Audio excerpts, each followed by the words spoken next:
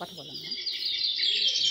আসসালামু আলাইকুম, আশা করি সবাই ভালো সুস্থ আছে। আলহামদুলিল্লাহ আমরা ভালো আছি। Hello guys, welcome back to our channel. আবারও চলে এসেছি নতুন একটা ভিডিও দিয়ে বন্ধুরা। আমার এই ছোট্ট আসমা কিচেনে সবাইকে ওয়েলকাম জানাচ্ছি। আর শুরুতে কিন্তু একটা লাইক দেবে বন্ধুরা, একেবারে স্কিপ করবে না, ফুল ভিডিওটা দেখে নেওয়ার অনুরোধ রইল আমার তোমাদের কাছে বন্ধুরা। আর আমার ভিডিও দেখে তোমরা যেসব বন্ধুরা সুন্দর সুন্দর কমেন্ট করো তাদের জন্য কিন্তু রইল অসংখ্য অসংখ্য ভালোবাসা।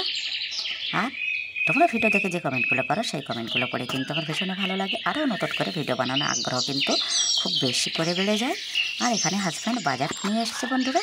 এখানে সমুদ্রের 2 রকমের মাছ নিয়ে এসছে। দেখো, একটা মাছের নাম কিন্তু আমি একেবারেই জানি না, হাজব্যান্ডও জানে না, আর একটা কিন্তু ভোলা মাছ। এই মাছ দুটো কিন্তু খেতে 2 রকমের। আমি আগে ভাবছিলাম যে ভোলা মাছটা বেশি টেস্ট হবে, কিন্তু না, এই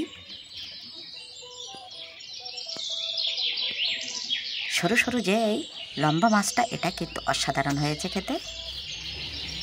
বেশ অনেকগুলো মাছ, আর ভোলা মাছগুলো সাইজ একটু বড় ছিল, এই জন্য আমি একটু মাঝখান দিয়ে কেটে নিয়েছি। আর এখন সুন্দর করে ধুয়ে নেওয়ার পালা। সব মাছগুলো আমি প্রথমে একটু আঁশগুলো দেখে দেখে ধুয়ে নেব, তারপরে কিন্তু ওই মাছগুলোর আমি মুখগুলো কেটে দেবো, একেবারেই সরু সরু লম্বা মুখ। ওই মাছগুলোর নাম কি তোমরা যদি কেউ জেনে থাকো বন্ধুরা অবশ্যই কমেন্টে জানাবে।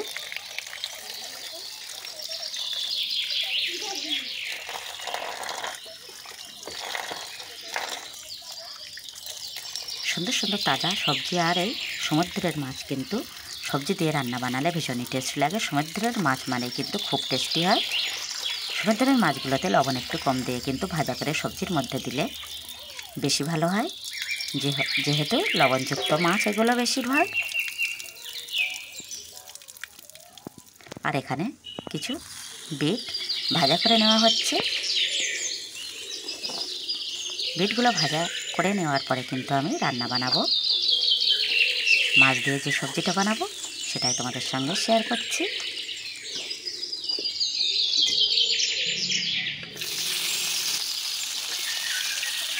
প্রথমে আমি ভোলা মাছগুলো সুন্দর করে লাল লাল করে ভেজে নেব।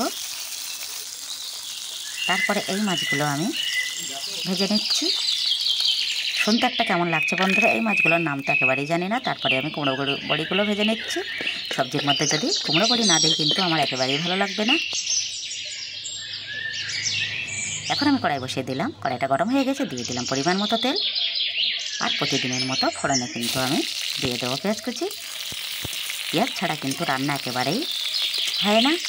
পেঁয়াজটা একেবারেই লাল লাল করে ভাজা হয়ে গেছে। এখন আমি কেটে রাখা আলুগুলো দিয়ে দিচ্ছি। আর আজকেও দেখতে পাচ্ছ শীতের রাজা, শীতের মজা আমার সেই প্রিয় ফুলকপি আলু আর মটরশুঁটি কুমড়ো বড়ি দিয়ে আমি কিন্তু এই 2 রকমের মাছের ঝোল বানাচ্ছি। দিয়ে দিচ্ছি স্বাদ মতো লবণ। আলুটা দেওয়ার পরে কিন্তু আমি সুন্দর সাদা ধবধবে সেই ফুলকপিটা দিয়ে দিলাম। লবণ দিয়ে একটু আমি নাড়িয়ে নেব। আজকে কিন্তু আমি ডবল উনুনে রান্নাটা করছি না। এখন আমি দিয়ে দিচ্ছি বাটা মশলা, শিলপাটায় বাটা সেই মশলাগুলো, কাঁচা পাকা লঙ্কা বাটা আর সামান্য আদা।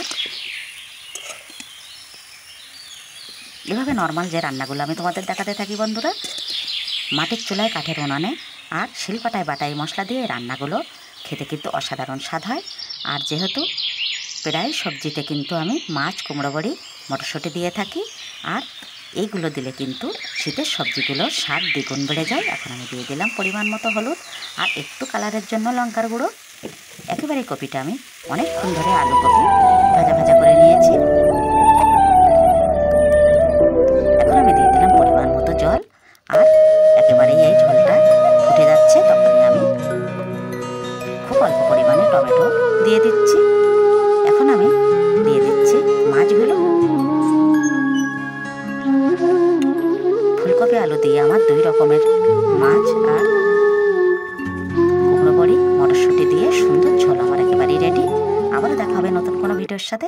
ততক্ষণে আমার সকল বন্ধুরা ভীষণ ভীষণ ভালো সুস্থ থেকো।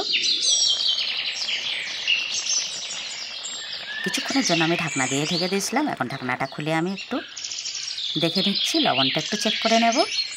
আর এভাবেই কিন্তু রান্নাটা আমার নামানো হয়ে গেছে। এখন আমি গরমা গরম ভাত বেড়ে নিলাম।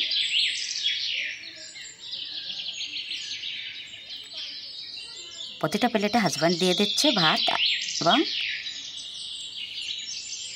বিট ভাজা আর ফুলকপির তরকারি তো সামনেই আছে। আজকের মতো এখানেই ভিডিওটা আমি শেষ করছি। আবারও দেখা হবে নতুন কোনো ভিডিওর সাথে। আল্লাহ হাফেজ।